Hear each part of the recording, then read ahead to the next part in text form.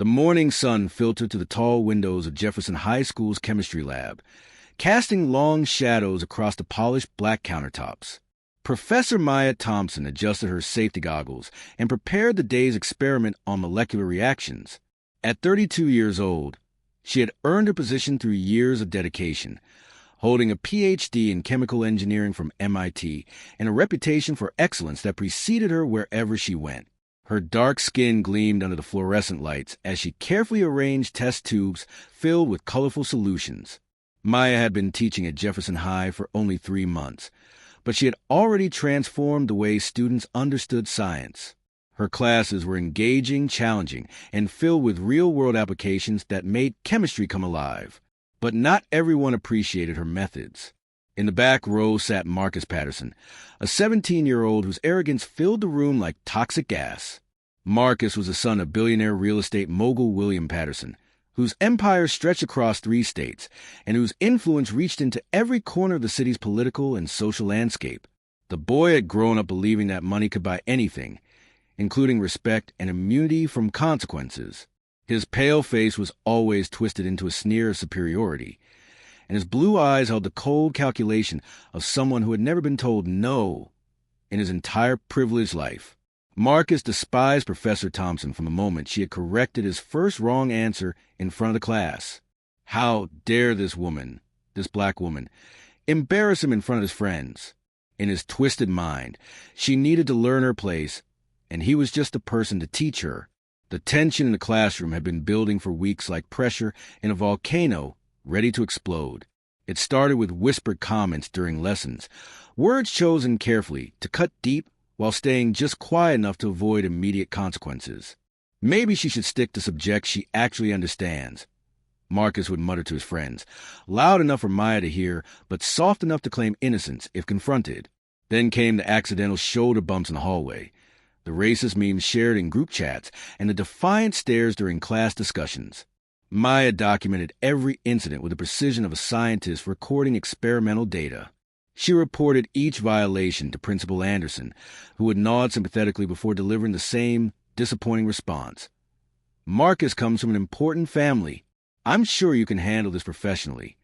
Each dismissal felt like a slap in the face, but Maya remained calm and composed. She had faced discrimination before and had learned that patience and preparation were her most powerful weapons. On this particular Tuesday morning, the chemistry lab buzzed with the energy of 30 teenagers preparing for their midterm experiment on chemical bonds and reactions. Maya had designed an intricate demonstration that would show how different elements interact under various conditions. The students worked in pairs, carefully measuring chemicals and recording observations in their lab notebooks. The air smelled of sulfur and excitement as reactions bubbled and sparked under controlled conditions. Marcus sat at his lab station with his usual group of wealthy classmates, his expensive designer clothes somehow making his lab coat look like a costume. He had been particularly aggressive that week, having received a failing grade on his latest test despite his father's angry phone call to the school demanding better treatment for his son. His pride was wounded, and like a cornered animal, he was looking for someone to blame for his academic failures. The explosion of violence happened so suddenly that several students dropped their test tubes in shock. One moment, Marcus was arguing with Professor Thompson about his lab technique, and the next, his hands were wrapped around her throat as he slammed her against the chemistry bench. "Now you're going to respect me," he screamed, his voice cracking with rage and desperation. The sound of her body hitting the counter echoed to the lab like thunder, followed immediately by the gasps and screams of horrified students. 23 cell phones rose into the air simultaneously, recording every second of the assault from multiple angles. Marcus's face was twisted with hatred as he pressed Professor Thompson against the experiment table, his fingers tightening around her neck. "You think you're so smart, don't you?" he hissed through gritted teeth. Just another affirmative action hire, who doesn't know her place. But something extraordinary happened in that moment of violence that no one expected, least of all Marcus Patterson. Professor Maya Thompson did not cry out in fear or beg for mercy. Instead, her dark eyes remained completely calm, almost calculating, as if this terrible moment was exactly what she had been waiting for. A small smile played at the corners of her mouth, so subtle that only Marcus could see it, and it made him hesitate for just a split second. It was not the smile of the victim, but the expression of someone who had just received a precious gift wrapped in the most unexpected packaging. "You can let go of me now, Marcus," she said in a voice so steady and controlled that it sent chills down the spines of everyone watching. "You've already given me everything I needed." Her words were like ice water on Marcus's burning rage, confusing him and making him realize for the first time that maybe, just maybe, he had made a terrible mistake. What Marcus Patterson did not know, what his billionaire father William did not know, and what the entire school administration failed to understand, was exactly who they were dealing with. Professor Maya Thompson was not just another chemistry teacher trying to make a living at a public high school. She was Dr. Maya Thompson Williams, and the Williams part of her name belonged to her husband of 8 years, Dr. Jonathan Williams. Jonathan was not just any successful businessman. He was the CEO and founder of Williams Financial Group, an investment firm that managed over $12 billion in assets and controlled the financial futures of hundreds of major corporations across the country. At 35 years old, Jonathan had built an empire of influence that stretched from Wall Street to Silicon Valley, from government contracts to international trade deals. He was the kind of man who could make or break companies with a single phone call, who had the personal cell phone numbers of senators and Supreme Court justices, and who controlled enough wealth to buy small countries if the mood struck him. The aftermath of Marcus's assault unfolded like a carefully orchestrated symphony of justice, with each movement more devastating than the last. Within minutes of the attack, videos of the incident had exploded across every social media platform, generating millions of views and thousands of outraged comments demanding immediate action. The hashtag Justice for Maya began trending worldwide as people shared their own stories of discrimination and violence. But Marcus Patterson remained completely unconcerned about the growing storm surrounding him. "Relax, guys," he laughed in his private group chat with other wealthy students, sharing memes that mocked the situation and made racist jokes about Professor Thompson. "My dad already called everyone who matters. By tomorrow, this whole thing will be forgotten, and that troublemaker will be teaching at some inner-city school where she belongs." His confidence was not misplaced. The Patterson family had weathered scandals before by simply throwing money at the problem until it disappeared. William Patterson moved quickly to contain what he saw as a minor public relations issue that could be easily managed with the right combination of donations and political pressure. He called Principal Anderson first, reminding him of the Patterson family's generous contributions to the school's athletic programs, and threatening to withdraw future funding if the situation was not handled quietly. Next came calls to the school board members, most of whom owed their positions to Williams' political support and financial backing. "Boys will be boys," he told them with the casual confidence of a man who had never faced real consequences for his actions. "My son is under a lot of pressure, and sometimes these things happen. I'm sure we can work out a reasonable solution that benefits everyone involved." He offered a substantial donation to create a new scholarship fund in Professor Thompson's name, thinking that money could wash away the stain of his son's violence just like it solved every other problem in their privileged lives. But William Patterson had made the same fatal error as his son. He had completely underestimated exactly who he was trying to intimidate and silence. While he was making his phone calls and writing his checks, Maya was having a very different conversation with her husband Jonathan in the privacy of their luxurious home office. "How was your day, sweetheart?" Jonathan asked as he looked up from the financial report spread across his mahogany desk. But something in Maya's expression made him immediately close his laptop and give her his full attention. She showed him the videos from her phone, both the assault and Marcus's arrogant social media posts mocking the incident.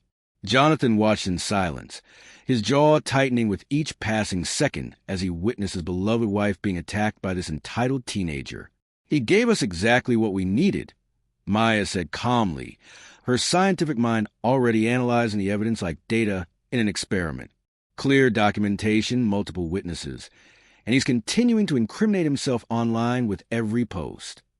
Jonathan Williams smiled slowly, and it was not a pleasant expression. As the CEO of a company that managed investments for half the major corporations in the country, he had access to information and influence that the Patterson family could not even imagine. "What do you need me to do?" he asked, already reaching for a secure phone that connected directly to some of the most powerful people in America. "I want them to understand exactly who they decided to attack," Maya replied, her voice carrying the cold precision of a chemist describing a controlled reaction. "And I want them to face the full consequences of their choices." Over the next 72 hours, Jonathan Williams would demonstrate why he was considered one of the most dangerous men to have as an enemy in the American business world. He would show the Patterson family that some people possess resources and connections that money alone cannot buy, and that attacking the wrong person's wife can lead to consequences that last for generations. The first domino fell on Thursday morning when Marcus Patterson woke up to find his name splashed across the front page of every major newspaper in the country. "Privileged teen assaults black teacher in racist attack," screamed the headlines, accompanied by crystal-clear screenshots from the viral videos that had now been viewed over 50 million times. But this was not just social media outrage. This was a coordinated media campaign orchestrated by one of the most powerful public relations firms in the country, a company that happened to be owned by Jonathan Williams through a network of subsidiary investments. Every news channel was running the story on repeat, with legal experts and civil rights activists analyzing the assault from every possible angle. The story had grown beyond just the incident itself to encompass broader issues of privilege, racism, and accountability in America's educational system. Marcus's social media accounts, which had been filled with arrogant posts mocking the situation, suddenly became evidence in a federal hate crime investigation. Every racist comment, every threatening message, and every moment of his violent behavior had been carefully documented and forwarded to the FBI's Civil Rights Division by a team of lawyers who specialize in prosecuting hate crimes. These were not just any lawyers. They were the most expensive and effective legal team that money could buy, retained by Jonathan Williams specifically to ensure that Marcus Patterson would face the full weight of federal justice. The investigation moved with unprecedented speed, powered by resources and political connections that made local influence look like pocket change compared to a Swiss bank account. By Friday, the Patterson family's world began to collapse like a house of cards in a hurricane. William Patterson discovered that 3 of his biggest real estate projects had suddenly lost their financing when the banks involved decided that association with his family posed too great a reputational risk. These were not random business decisions. They were the direct result of Jonathan Williams making a series of phone calls to people who controlled hundreds of billions in investment capital. "I think it would be wise to distance yourselves from the Patterson projects," Jonathan had suggested during a conference call with 5 major bank CEOs. "There may be some legal complications arising that could reflect poorly on your institutions. In the world of high finance, such suggestions from someone of Jonathan Williams' stature carried the weight of divine commandments." The investigation into William Patterson's business practices expanded rapidly as federal agencies discovered a treasure trove of questionable activities that had been hidden for years behind expensive lawyers and political connections. Tax evasion, environmental violations, labor law infractions, and bid-rigging schemes stretching back over 2 decades were suddenly under intense scrutiny by investigators who had been given unlimited resources and political backing to pursue the case. The evidence had been gathered and organized by a team of forensic accountants employed by Williams Financial Group, the same experts who had helped bring down several major corporate criminals in previous years. William Patterson was learning the hard way that true power was not about how much money you had, but about how effectively you could use that money to destroy your enemies. Marcus Patterson's future evaporated like water in a desert as every college and university in the country quietly removed his name from their acceptance lists. This was not the result of public pressure alone. It was a consequence of a systematic campaign by one of the most influential educational foundations in America, an organization that happened to receive significant funding from the Williams Family Trust. Athletic scholarships disappeared, academic opportunities vanished, and even community colleges suddenly found reasons to reject his applications. "I'm sorry, Marcus," his high school guidance counselor explained apologetically, "but it appears that your behavior has created some complications for your educational future." The truth was that Marcus Patterson had become toxic, and no educational institution wanted to risk association with someone whose name had become synonymous with racist violence and privileged arrogance. The legal consequences multiplied exponentially as federal prosecutors built an airtight case for hate crimes, assault, and civil rights violations. Marcus was arrested at his family's mansion on Monday morning, led away in handcuffs while news cameras captured every moment of his humiliation. His father, William, faced simultaneous investigations by the FBI, IRS, Environmental Protection Agency, and Department of Labor as decades of hidden crimes were exposed by the most thorough financial investigation in the state's history. The Patterson family's assets were frozen, their political allies abandoned them, and their social standing crumbled as former friends rushed to distance themselves from the scandal. Maya Thompson continued teaching her chemistry classes with the same calm professionalism she had always maintained, but now she was also working as a consultant for federal investigation into corporate crime and educational discrimination. Her expertise in chemical analysis proved invaluable in documenting environmental violations at Patterson properties, while her first-hand experience with institutional racism provided crucial testimony in the civil rights case. She had transformed from victim to prosecutor, using her intelligence and her husband's resources to ensure that justice was not just served, but delivered with scientific precision. 6 months later, Marcus Patterson sat in juvenile detention, facing 8 years in federal prison for hate crimes and assault. His father, William, was serving 15 years for tax evasion, environmental crimes, and racketeering, while their business empire had been completely dismantled and sold to pay fines and restitution. The Patterson family name, once synonymous with wealth and influence, had become a cautionary tale about the consequences of racism and arrogance in modern America.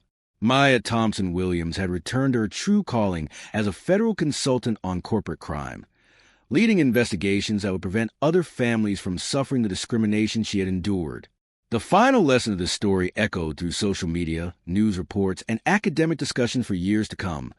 Marcus Patterson had grabbed the throat of a black teacher in a chemistry lab, thinking he was attacking a defenseless woman who would be easily silenced and forgotten. Instead, he had assaulted the wife of one of the most powerful men in America, setting in motion a chain of events that destroyed not only his future, but his entire family's legacy of wealth and influence. Maya Thompson had proven that true strength comes not from privilege or violence, but from intelligence, preparation, and the patience to turn injustice into absolute justice. The bully had grabbed the wrong throat, and in doing so, had sealed his own fate forever.